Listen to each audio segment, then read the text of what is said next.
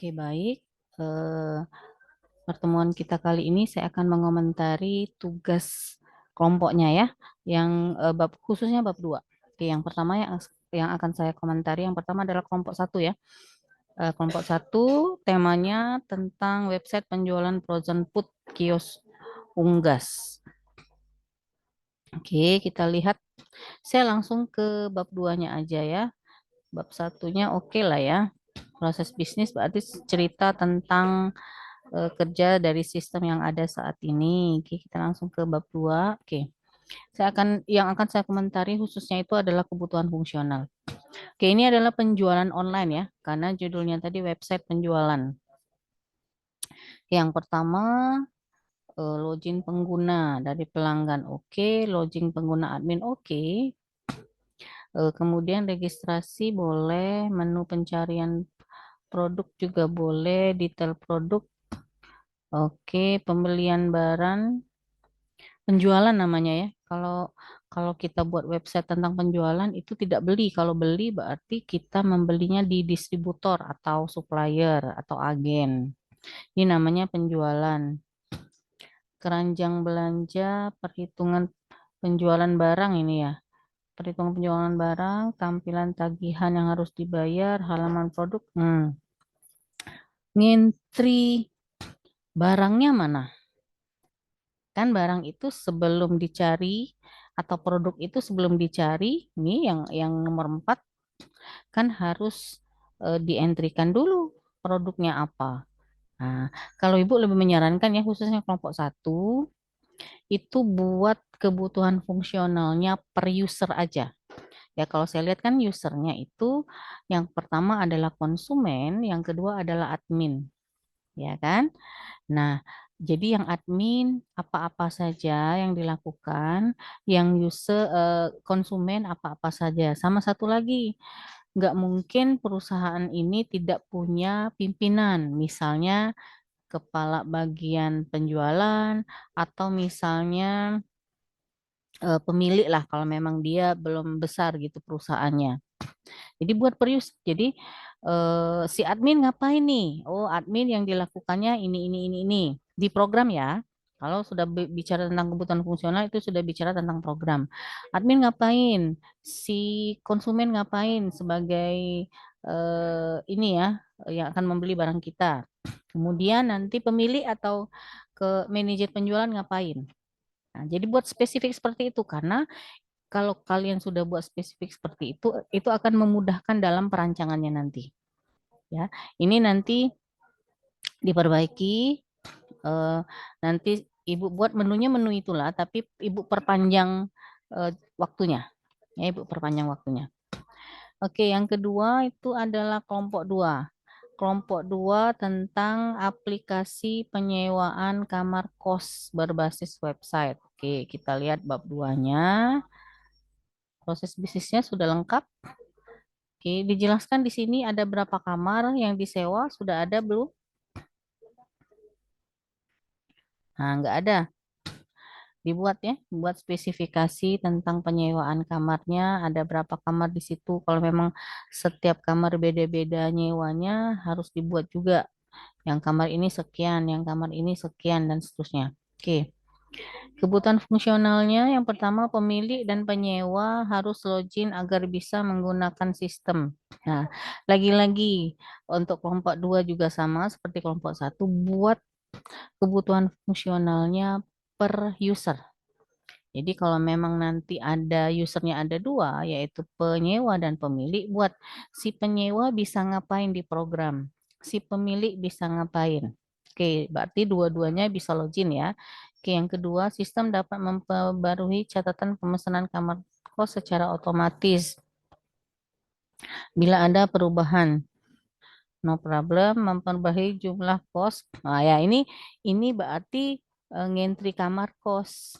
Jadi kamu buat proses untuk mengelola kamar kos yang di dalamnya bisa memasukkan kamar kos yang baru, ya.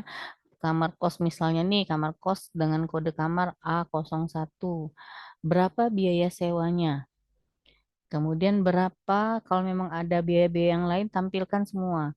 Ya, kalau memang ada biaya-biaya yang lain silakan tampilkan, Mbak. Nanti ada kelola data kamar sama kelola biaya. Kelola biaya.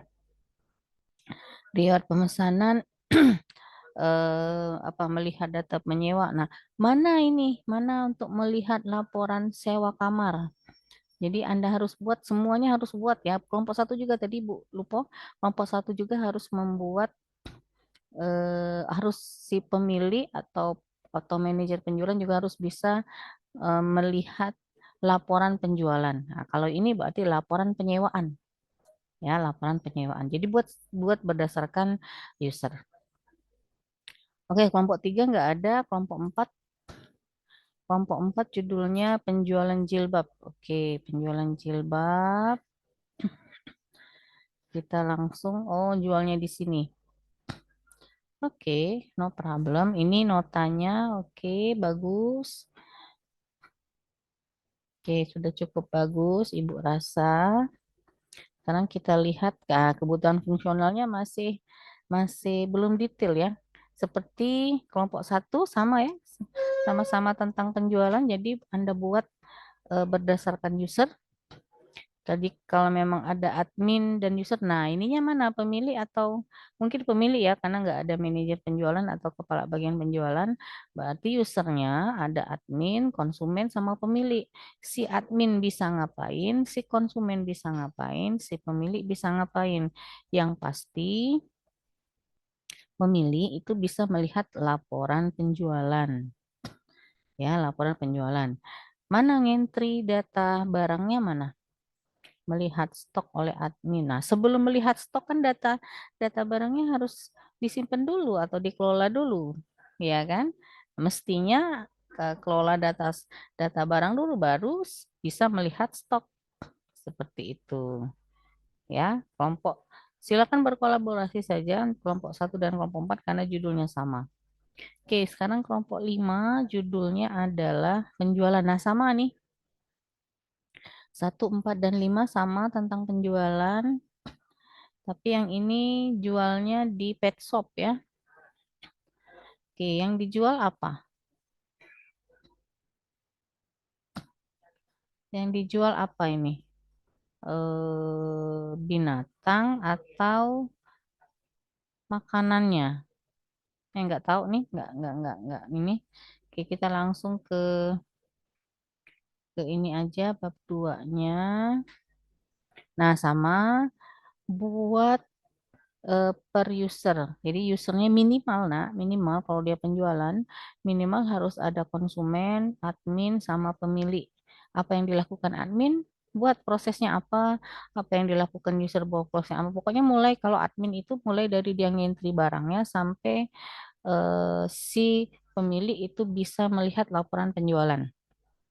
Kalau di sisi konsumen berarti dia bisa melihat mulai dari dia melihat produknya sampai dilakukan penjualan, Mbak ya, penjualan bagi si konsumen. Nah, kayak gitu sampai terakhir boleh logout.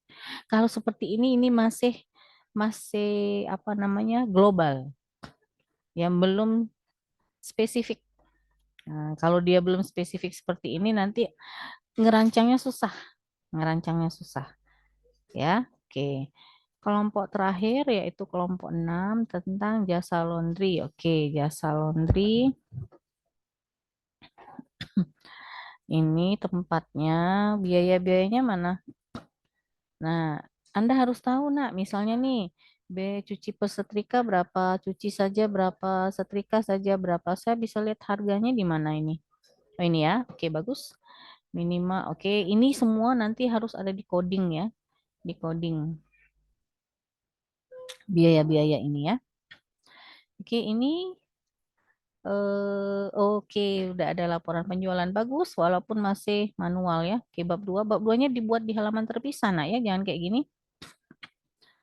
Bab 2-nya kebutuhan fungsional sama seperti yang tadi buat berdasarkan user. Berarti usernya kalau memang ini tidak online ke user atau offline saja, berarti usernya cuma admin dan pemilik. Admin dengan pemilik. Admin bisa ngapain, pemilik juga bisa ngapain, nggak nggak seperti ini dia. Kebutuhan fungsional itu boleh eh, buatlah kebutuhan fungsional itu diawali dengan kata kerja. Nggak seperti ini data barang masuk diapain? Misalnya mengelola data barang masuk, entry data pelanggan, nah, dan seterusnya sampai nanti menghasilkan laporan jasa laundrynya. Ya, sampai nanti menghasilkan laporan jasa laundrynya. Oke, saya rasa itu saja yang bisa saya komentari. Silakan direvisi di e-learningnya masing-masing. Nanti Ibu update tanggalnya, Ibu mundur ke lagi sampai sampai dengan minggu inilah ya, sampai dengan minggu inilah untuk kamu update menu tugas duanya di e-learning ya, untuk direvisi. Oke, saya rasa cukup.